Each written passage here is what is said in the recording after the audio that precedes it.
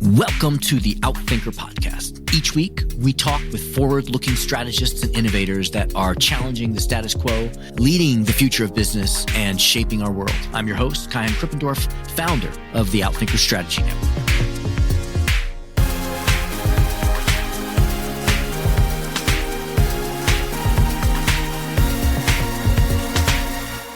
Vivek Wadhwa is a distinguished fellow at Harvard Law School's Labor and Work-Life program. He's based in Silicon Valley and researches, speaks, and writes about advancing technologies such as robotics, artificial intelligence, synthetic biology, and nanomaterials, things that are making it possible for teams to do what was once only possible for governments and large corporations, to solve the grand challenges in education, water, food, shelter, health, and security. He was named one of the world's top 100 global thinkers by Foreign Policy magazine, was on Time magazine's list of Tech 40, one of 40 most influential minds in tech, and was second on a list of 10 men worth emulating in the Financial Times. He's also been awarded Silicon Valley Forum's Visionary Award, a list of luminaries who have made Silicon Valley synonymous with creativity and life-changing advancements in technology. He's the author of 5 best-selling books, From Incremental to Exponential, Your Happiness Was Hacked, The Driver in the Driverless Car,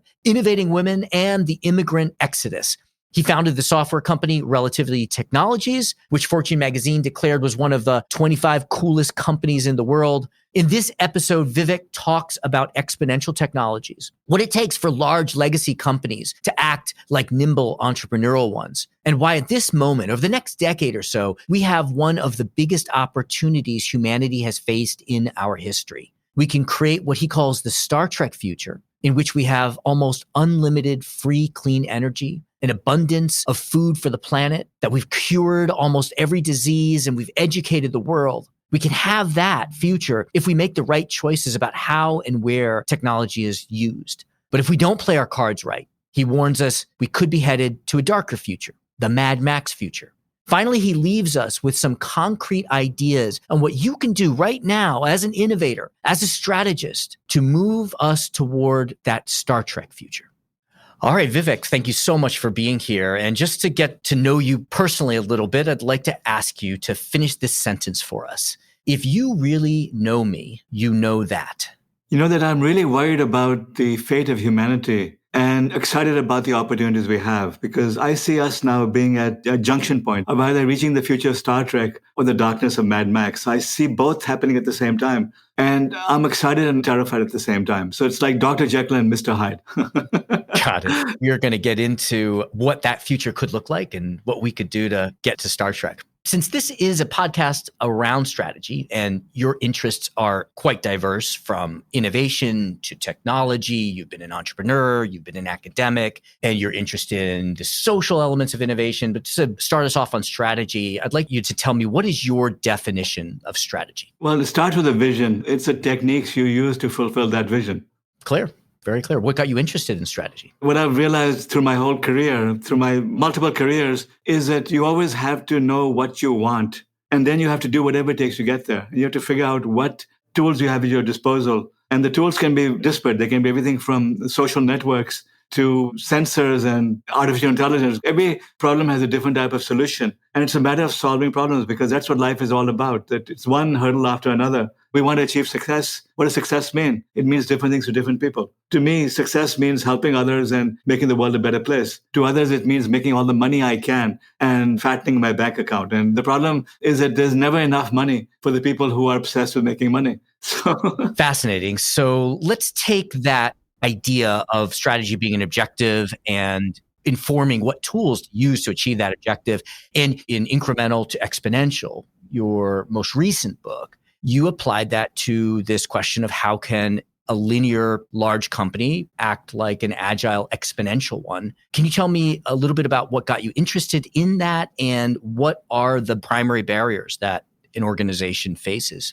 Kaihan, for several years now, I've been talking about exponential technologies, how everything from AI to digital medicine to network sensors, quantum computing, all on exponential paths, and how converging technologies are going to disrupt entire industries, wipe out entire industries. So I've been teaching the basics of exponential technologies. And then I had a whole bunch of my CEO friends saying, okay, Vivek, you scared the crap out of us. What do we do? How do we now survive in this world that you keep telling us about? I'm going back a decade now. Now everyone understands exponentials. Go back a decade and few people understood what exponentials could do to you. So I said, how do we survive it? So then I started thinking about it. I've always been a big fan of Clayton Christensen and Innovator's Dilemma. He is a management guru. I cherish his work, except I began to realize that it doesn't make sense anymore, that the disruption isn't coming from within your industry. You can't see it happening. It's not a mini mill becoming a threat to you. It's coming out of nowhere. It's, as Peter Diamandis says, it's two kids in a garage developing exponential technology that could wipe out an entire industry. So then I started reading up all the other management books I could find. And no one had a clue. It's all the old level of thinking, the way we did things 20, 30, 40 years ago. No one seems to understand the convergences of exponentially advancing technologies. So I started researching it myself and trying out different techniques. I started advising large companies on different techniques. So the last 4 or 5 years, I've been teaching 2-day workshops, exponential innovation workshops, which teach executives the basics, convergences, and then new methods of innovation. New methods of innovation, I've looked at everything which Silicon Valley does to what China is doing to how the developing world has innovated. And I try to synthesize those lessons in my classes and in the book. Could you, for those who aren't as familiar with exponential technologies and the concept, could you just briefly describe that to us? Maybe give us an example. And then my follow-up question will be, of the exponential technologies that are often talked about, the 3D printing, drones, and AI, what are the technologies that maybe people aren't paying as much attention to that we should be? Kaihan, when it comes to exponentials, a year ago, I used to have to teach exponentials by showing illustrations of technologies. Now all I got to say is, the coronavirus? Well, watch what happened. We had the president of the United States saying that it's going to go away. It's nothing. It's only a few people that have it. And suddenly, before you knew it, you had 500,000 deaths. So this virus advanced exponentially, it became unstoppable. And now we're dealing with the consequences of it. That's how exponentials go. They catch you by surprise. You underestimate them. They just keep doubling. And before you know it, the whole world is impacted and everything is on its knees. So computing, for the last 100, 150 years, you've had computing advancing exponentially. Within the next 2, 3, 4, 5 years, I don't know, this is Ray Kurzweil analysis. He had said 2023 originally. The smartphones we have in our pockets will have the same computing power that our brains do. It may not be 2023, maybe 2025, 2026, whatever it might be. In this decade or so, these devices will have the same computing power that our brains do. What does that mean? We have no freaking clue. We don't understand that, because the other part of Ray Kurzweil's prediction is that every field that becomes information-based starts advancing exponentially. So that's why you have AI to quantum computing, everything now on an exponential path. So you start with the basics, maps. We started digitizing maps. And now what do you have? You have Google Maps, which powers self-driving cars, right? Imagine now having a self-driving car without having a digital map. It wouldn't be possible. What we did was we digitized it. We digitized music. In the office, we're digitizing everything. Before, you used to have to be at work to be able to work, right? Now, we just showed in the last year how you can be at home, you can be anywhere, that we can be in Tahiti and still be productive because everything has been digitized. All of the data we need, all of the files as we had them, all of the information we need is now digitized. Another dimension that I've heard you talk about before is that not only do our smartphones have the computing power of us, they also communicate and share information much more effectively than we do. And then there's this idea of cars. If they are communicating with each other, we can have this always live 3D map. Can you just tell us a little bit of the implications of not only these devices being smarter, but also communicating better? Let's go into science fiction for this one. The robots we saw in science fiction were all disconnected from each other. When you did a bad thing to one robot, it didn't tell everyone else, right? Now everything is interconnected. So when you teach one robot a skill, every other robot can learn it. This is like the Borg. We really have been assimilated by technology without realizing it. Knowledge gets shared worldwide. And this is the same thing in companies, that before it was the gossip around the water cooler that the CEOs feared. Now it's a rumor getting on social media and the entire company hearing about it. The bad news spreads at the speed of light now, as does good news. There are no secrets anymore. Now all information is being shared everywhere and everything is interconnected. So these robots, it's bad enough now if you are bad to an Uber driver and your ratings drop and other Uber drivers won't pick you up, right? Imagine that in hyperdrive. You're mean to a robot and every other robot knows it so that they won't treat you as nicely. Right. That illustrates the power of interconnectedness. And in science fiction, we never had that problem, except in the Borg in Star Trek. Right, the Borg. Let's take that then to what does that look like in transportation? We've talked a little bit about that, but let's talk about some of the fundamentals like energy, food, health, education you touched on a little bit. What are your predictions of the possible futures in any of those areas? Kaihan, energy is the one I'm most excited about. In 2014, I wrote a piece for the Washington Post where I've been a syndicated columnist, which I said the coming era of unlimited, free, and clean energy. Now, just look at the title, how provocative it is. Unlimited, free, and clean energy. Well, it should have said almost free and clean energy because that was a slight exaggeration, but I let the editor, do it. Now, what I said in 2014 was that at the rate technology is advancing, at the rate at which cost of solar keeps dropping, the rate at which batteries keep dropping, by 2030, it'll be practically zero, just like smartphones. Well, we don't think about the cost of calling anymore. This podcast we're doing, I'm looking at you on video and it's free. This is like the Jetsons science fiction. People are listening to this, it's free. The cost of communication is free now. Not that there isn't a cost of the devices. Yes, we need the smartphones, we need the computers, we need the cameras. But once you got those, it's all free. I can be here all day talking to people all over the world. It's free. Imagine that with energy now. That's what I said in the article. At the rate at which is advancing, it'll cost practically nothing. That article created major controversy. In fact, the energy industry went crazy because I predicted that the utilities are going to be lobbying against clean energy because they're going to go bankrupt. Look at what happened in Texas when hell froze over there. They started saying, it's the fault of clean energy. All they could do was cast blame when it wasn't the fault of clean energy that they had a faulty setup over there. But that is how it is advancing. Earth is bathed in sunlight and we will be able to get all the sunlight we want. We'll be able to store it locally. And by 2030, I'm not talking about decades from now. I'm talking by the end of this decade, it's going to be free for all intents and purposes. That has major implications for all over the world. You have unlimited clean energy, you can have unlimited food because you can grow food in vertical farms. You can synthetically produce food. You have unlimited clean energy. You can also boil ocean water and synthesize it so we have all the water we need on land. And then electric vehicles start taking over our roads. Fossil fuel vehicles don't make sense anymore. My belief is that by 2025 to 2027, in that 2-year period,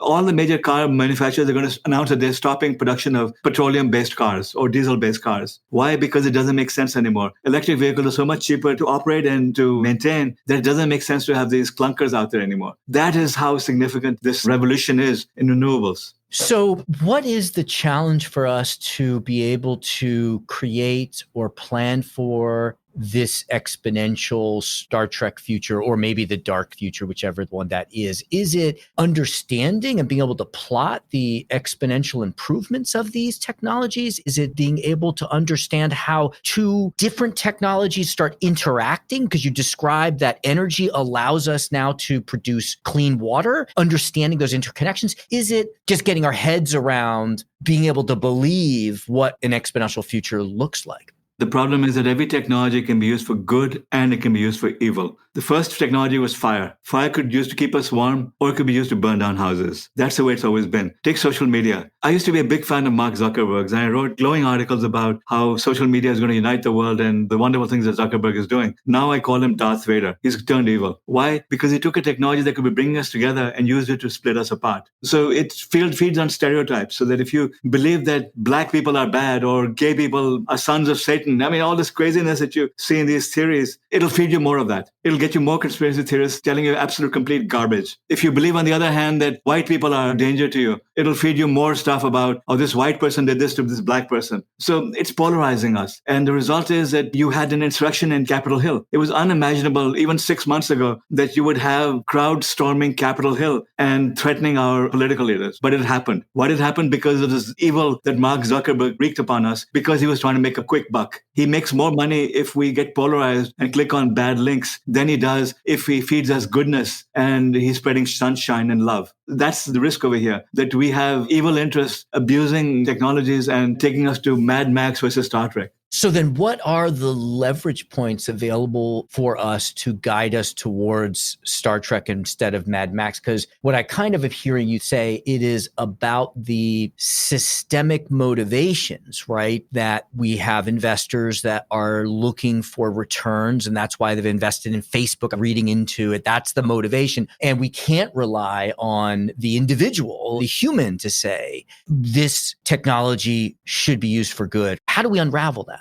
Kaihan, I wrote a book about that before. From incremental to exponential. From incremental to exponential is for innovators, basically. People who are interested in entrepreneurship, big companies trying to figure out how to survive. But before that, I wrote a book called Driving the Driverless Car, How Technology Choices Will Make the Future. What the book did was explain everything from AI to quantum computing. All of these technologies, explained them. And then it explained the good and the bad of them. It said, look, this technology can be used in this good way, can be used in this bad way. And the message of the book was that we have to make some choices because we need to control these technologies. Mark Zuckerberg has shown us what happens when you don't have any checks and balances and regulations. That you've got the robber barons who basically convince themselves that they're good and everything else is evil, and then they take advantage of it. So we need government to step in. This is why we have governments. Now, the job of government is to control, regulate, maintain safety, and so on. But their job is to implement what the people want. It's for us to decide what we consider to be ethical, because laws are codified ethics. Ethics are consensus built by society. So us telling our policymakers what we consider to be good and what we consider to be bad, and you better do what we think is good. So before we know what's good or bad, we have to understand it. Do we understand the dangers of social media? Well, we learned the hard way.